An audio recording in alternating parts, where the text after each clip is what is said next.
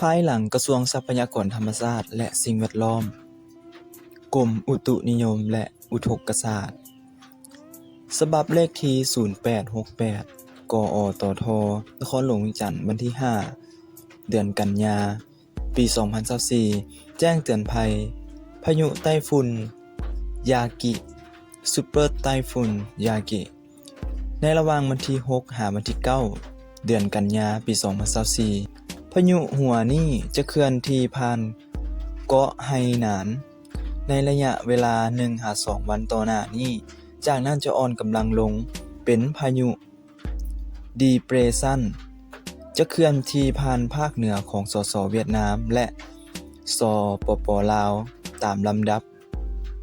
เฮ็ดให้มีฝนตกฟ้าร้องฟ้าเหลื่อมในระดับคอยอยู่ทั่วไปและตกในระดับปานกลางหานักพร้อมมีลมพัดแรงอยู่บางท้องถิ่นเช่นแข่งพงศาลีหัวพันเสียงขวางอุดมไซบ่อแก้วหลวงน้ำทาหลวงพระบางสัญบุรีนครหลวงเวียงจันทน์ไชสมบูรณ์แข่งเวียงจันทน์บริคำไซคำมวนและสวรรณเขตในระยะที่6หาที่9กันยาปี 2024นี้ดังนั้นจึงแจ้งเตือนถึงประชาชนบรรดาเผ่าองค์การปกครองท้องถิ่นและองค์การจัดตั้งทั่วทุกภาคส่วนในแต่ละภาครวมทั้งนครหลวงเวียงจันทน์จงมีสติระมัดระวังและเตรียมพร้อมรับมือต่อสภาพฝนตกหนักติดต่อกันหลายวันที่จะเฮ็ดให้มีดินเตือนน้ำท่วมสุน้ำท่วมยืงและน้ำท่วมอังในตัวเมืองขอให้ติดตามข่าวพยากรณ์อากาศจากกรมอุตุนิยมและอุทกศาสตร์อย่างต่อเนื่องแจ้งเตือนภัยพายุเขตร้อนยากิในระหว่างวันที่8หาวันที่9กันยาปี2024พายุอยู่เขตร้อนยากิกำลังเคลื่อนที่ผ่านเมืองไฮฟองของสสเวียดนามด้วยความไว15กิโลเมตรต่อชั่วโมงคาดว่าพายุหัวนี้จะอ่อนกำลังลงกลายเป็นพายุดีเปรสชันวงรัศมีความเอาแข่งหัวพันและจะสืบต่อผ่านแข่งพงศาลีในตอนค่ำของมื้อนี้หาตอนเช้ามื้ออื่นและจะเฮ็ดให้มีฝนตกฟ้าร้องฟ้าเหลื่อมในระดับคอยหาปานกลางอยู่เกือบทั่วไปในแต่ละภาคและตกหนักหาตกหลายพร้อมจะมีลมพัดแรงอยู่บางท้องถิ่นเช่นแขงพงศาลีหัวพันเสียงขวางอุดมไซบ่อแก้วหลวงน้ำทาหลวงพระบางสัญบุรีนครหลวงเวียงจันทน์ไชสมบูรณ์เวียงจันทน์บริคำไซในระยะเวลา 1-3 วันต่อหน้านี้2024น้ำท่วมสายน้ำท่าเลยในน้ำไหลทะลุเข้ามาท่วมใหญ่ที่สุดเป็นครั้งประวัติศาสตร์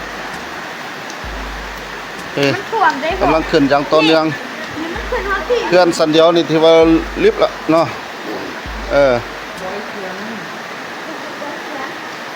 ยังสิสืบต่อตกอีกหมดขึ้นบ่ฮู้ว่าสิเป็นจังไดเนาะสถานการณ์ปัจจุบันนี้นับมือนับ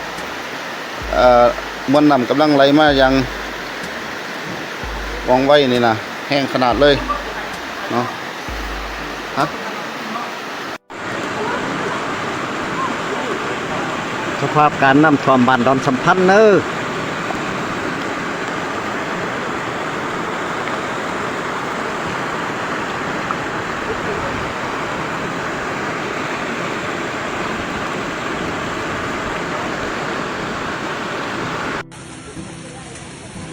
ช่วยเหลือได้อีก3 คนละเด้อ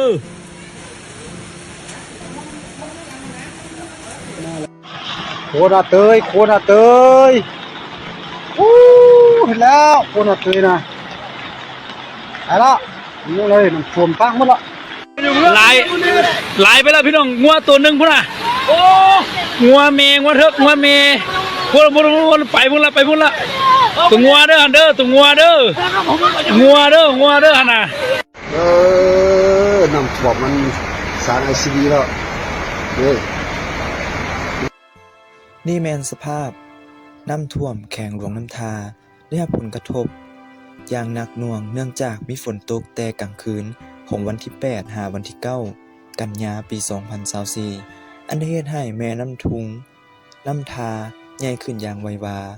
ไหลท่วมบ้านเฮือนหัวสวนบ่อนทำการผลิตของประชาชน อยู่เรียบตามสายน้ำดังกล่าว โดยเฉพาะเป็นบ้านดอนสัมพันธ์ บ้านธงใจเหนือ ธงใจใต้ ธงอม หัวขัว บ้านหลวง คอนคูน และบ้านอื่นๆ อยู่เรียบตามสายน้ำดังกล่าว นอกนั้นเส้นทางและขัวหลายบอนถูกเปเพตื่มอีก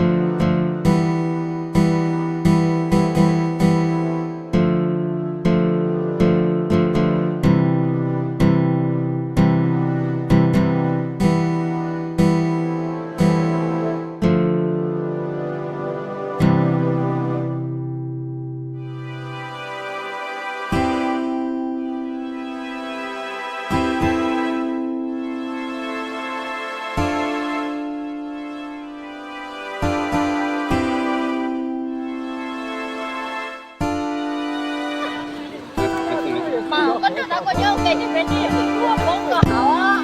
他那住着那种菜头， nói luôn đóมีเวลาถ่ายรูปอีก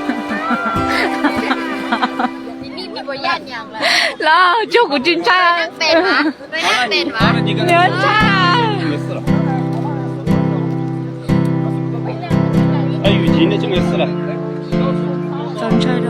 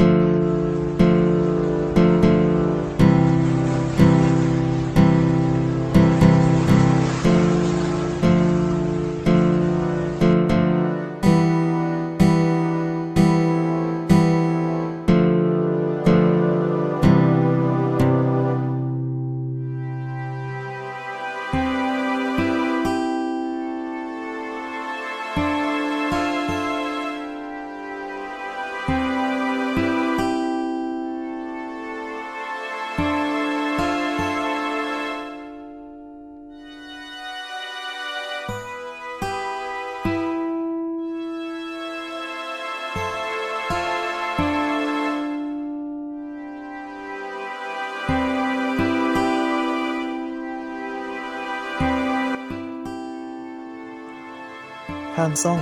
อุดมไซนครหลวงเวียงจันทน์ชาแนลก็ขอเป็นกำลังใจให้ประชาชนทั่วแขวงหลวงน้ำทาปลอดภัยและได้รับการช่วยเหลือจากทุกภาคส่วนไวๆขอขอบใจ